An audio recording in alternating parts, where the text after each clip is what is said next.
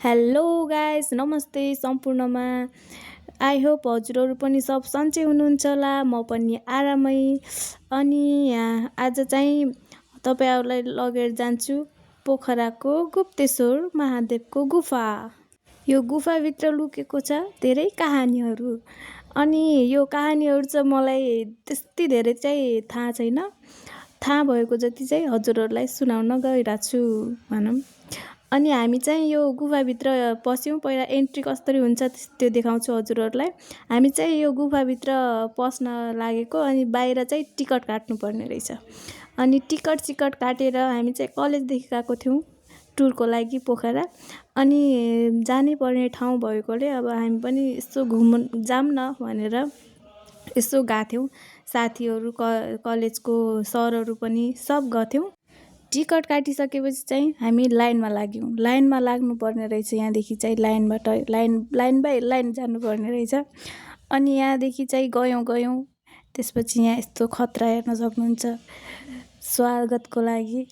अनि हामीसँग एउटा अगाडि देख्न सक्नुहुन्छ त्यो साथी चाहिँ बिचराको साथी नै अगाडि गइसकेका रहेछन्। अनि त्यसपछि मलाई पनि सँगै लग्नु है भनिरहेको थिएँ। अब सुरु हुन्छ गुफाको मूल बाटो। मूल बाटोमा चाहिँ यहाँ साइडमा मूर्तिहरू बनाइरहेको रहेछन्। भगवानको मूर्तिहरू यति राम्रो कलाकारिता खतरा देखाएको। अनि ठाउँमा मूर्तिहरू, यो मूर्तिमा चाहिँ कथाहरू कहानीहरू लुकेको छ भनिरहेको थिएँ। अनि भगवानको मूर्तिहरू सरस्वती माताको, अनि शिवजीको, अनि लक्ष्मी माताको सबैको मूर्तिहरू ठाउँमा बनाएको थिएँ। अनि त्यसपछि चाहिँ हामी हेर्न सक्नुहुन्छ हात्तीमा बसेको, केमा बसेको, जनावरमा, मतलब सबै मूर्तिहरू हामीले हेर्दै भित्र गयौँ। अनि यहाँ चाहिँ भिड थियो धेरै, त्यही भएर हल्का छिटो भिडियो पनि बनाउन हल्का छिटो त्यो राम्ररी देखाउन पाइएन। त्यसपछि चाहिँ अब यो मूर्ति हेर्न सक्नुहुन्छ। यो चाहिँ यति ठुलो ठाउँमा ओगटेर बनाएको शिवजीको मूर्ति थियो। विष खाएर शिवजीले मुखमा विष हालेको जुन क्षण थियो, विष खाएको जुन क्षण थियो, त्यो क्षणलाई क्याप्चर गरेर बनाएको यो मूर्ति खतरा डिजाइन थियो।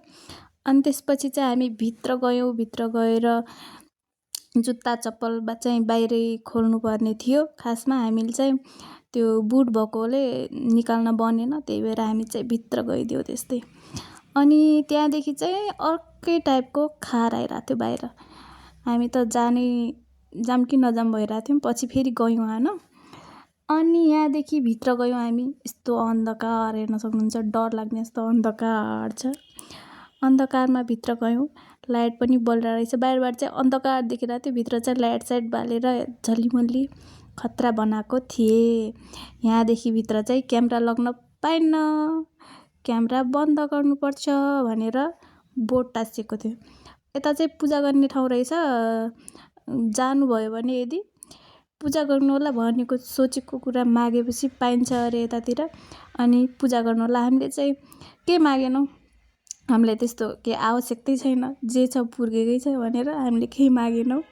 अनि त्यसपछि चाहिँ यहाँदेखि भित्र गयौँ हामी। भित्र गयौँ। त्यसपछि यहाँ अगाडि आन्टीहरू हुनुहुन्थ्यो। आन्टीहरूले भन्नु कस्तो फिल भइरहेछ भनेर सोद्धा चाहिँ हामीलाई चाहिँ राम्रो फिल भइरहेछ, पहिलोचोटि आएको, मनोकामना पुरा हुने भयो भन्न लाग्नुभएको थियो। हामी अगाडि लाग्यौँ। अगाडि गएर त्यसपछि यता अगाडिको बाटो हेर्न सक्नुहुन्छ। यस्तो मतलब नराम्रो भन्दा पनि सिडी चाहिँ यस्तो खतरा छन् कि हिँड्न नसक्ने टाइपको। अनि अगाडिबाट आउ छिटो भनिरहेको थियो। म त हिँड्न सकिरहेको थिएन। अनि एउटा साथीलाई समाएर यतादेखि हात समाएर अनि गइरहेको थियौँ हामी।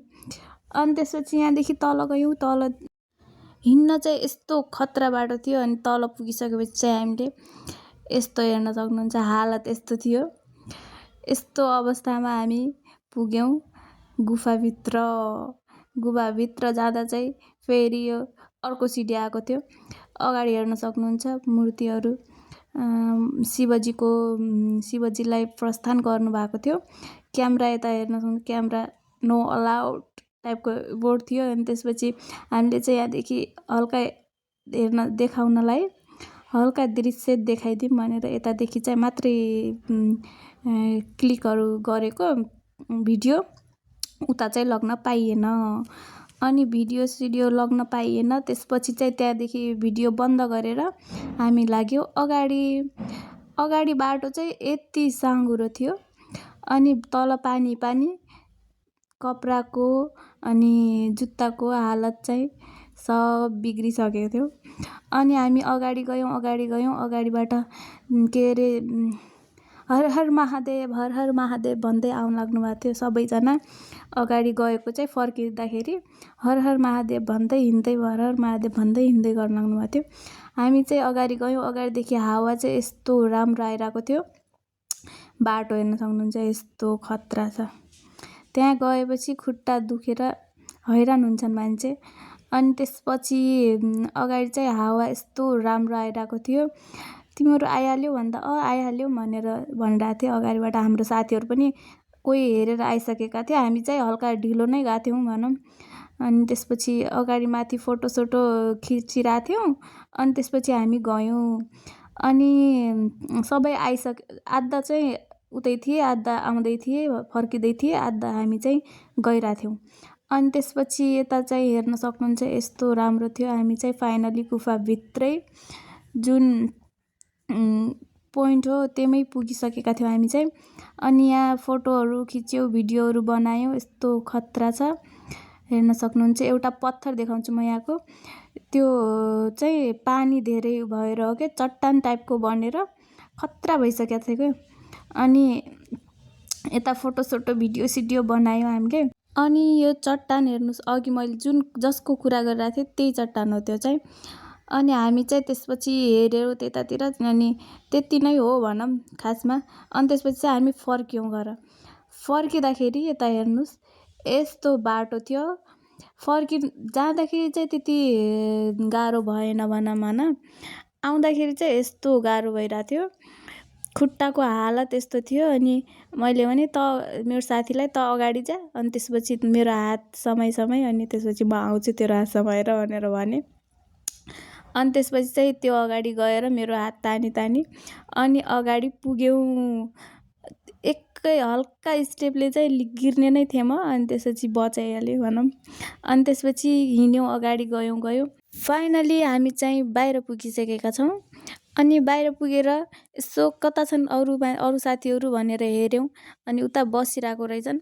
यो भ्लग चाहिँ यहीँ अन्त्य गरेर हामी चाहिँ अर्को ठाउँ लागेको। By by guys.